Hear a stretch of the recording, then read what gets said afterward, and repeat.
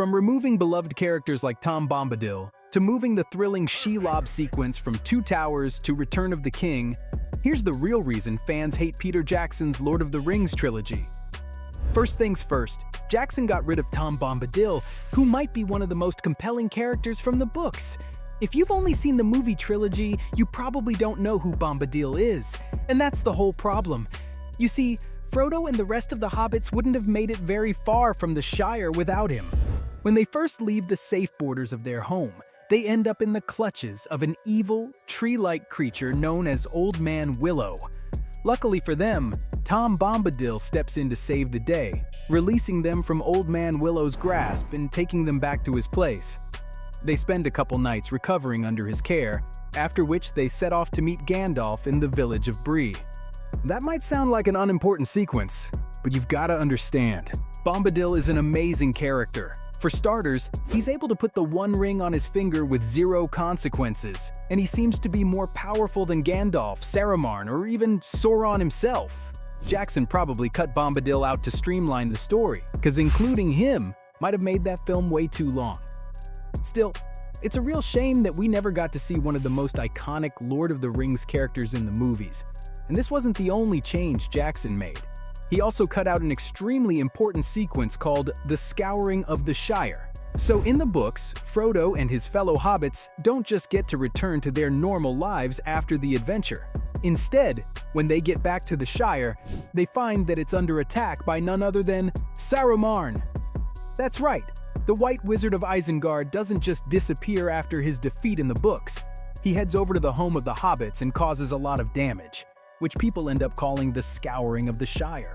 We miss out on that in the movies because Saruman's nowhere to be seen in Return of the King's film adaptation. Granted, he does show up in the extended edition, and the way he gets stabbed in the back by Grima Wormtongue is accurate to the lore. But in the original cut, all we get is Treebeard vaguely telling Gandalf that Saruman is trapped in his tower, which is a weird way to send off one of your most compelling villains. Can you imagine how satisfying it would have been to see the hobbits face off with him all on their own?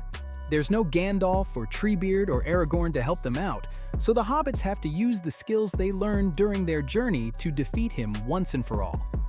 That helps readers understand just how much the hobbits have changed through their trials. Once again, Peter Jackson probably skipped this because of timing issues. The whole Mordor story arc gets resolved 3 hours into the film, and tackling the Scouring of the Shire on top of that would have added at least another hour to the runtime. We get a glimpse of the Scouring when Galadriel shows Frodo what'll happen if he fails to destroy the ring, so I guess Jackson alluded to it instead of ignoring it completely.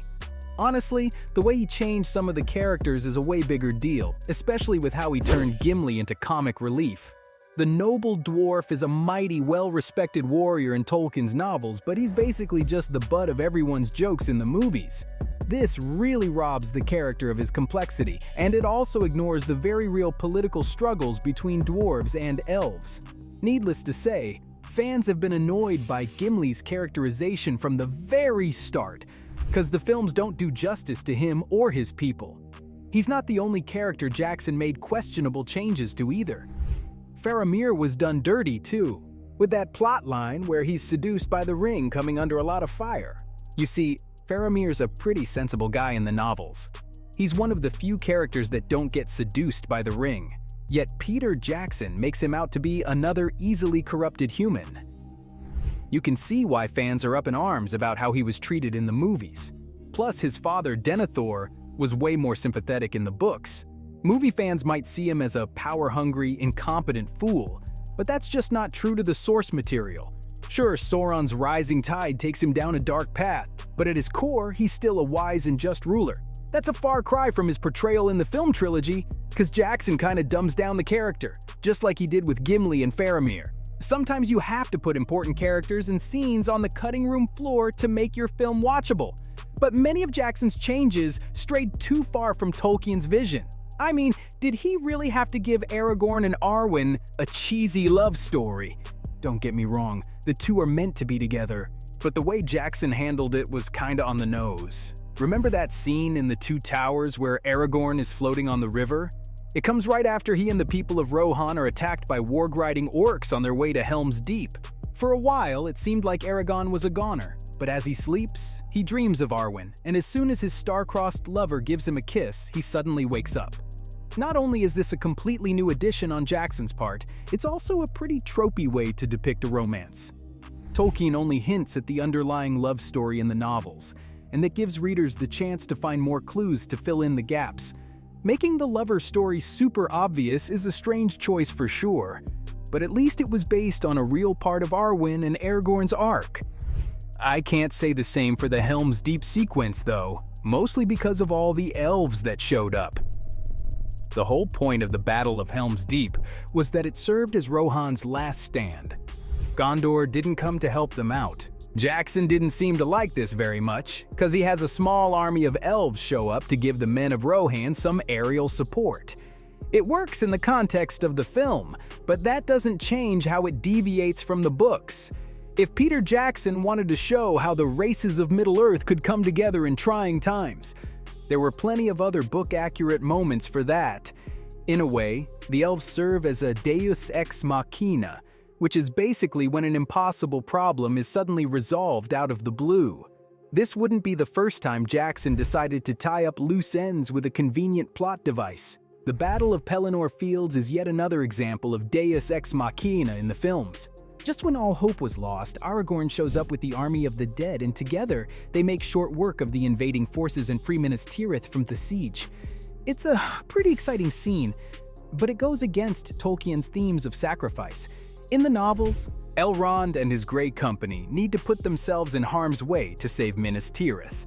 They face almost certain death in the process, and that's just not something an army of ghosts has to worry about.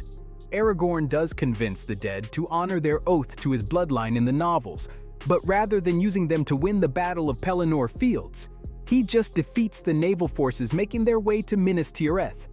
This frees up the ships that the Grey Company uses to travel to the city, and it shares the glory of victory between multiple heroes instead of making Aragorn the sole savior. This might have been the most hated change if not for Jackson's worst decision of all, because when he moved the Shelob sequence to Return of the King, he ruined Tolkien's cliffhanger. I doubt anyone's forgotten about Frodo's pulse-pounding encounter with a giant spider, plus his prior argument with Sam adds some emotional weight to the scene. But Tolkien got this out of the way in Two Towers. In fact, the second book ends with Sam defeating Shelob and watching helplessly as the orcs take Frodo into their lair. I get that Peter wanted to give Sam and Frodo more to do in Return of the King, but how awesome would it have been if Two Towers ended with Tolkien's cliffhanger?